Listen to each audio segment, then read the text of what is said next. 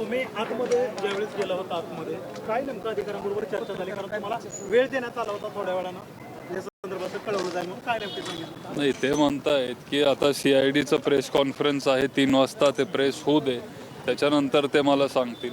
आणि दुसरं म्हणजे CID ऑलरेडी ह्याच्यामध्ये चौकशी करत आहे, त्याच्यामुळे ते तिथं FIR घेऊ शकत नाहीत. जर CIDनी त्यांना आदेश दिला तुम्ही FIR घ्या, तर मग ते इथं FIR आमचा घेतील आणि चौकशी त्या पद्धतीने ते पुढे नेतील. आतापर्यंत काय FIR झाला की नाही झाला? आत्तापर्यंत तर नाही झालंय. जर CIDने आदेश केला तर घेणार आहे? तर इथं आम्ही येणार आणि इथं आम्ही FIR दाखल करणार.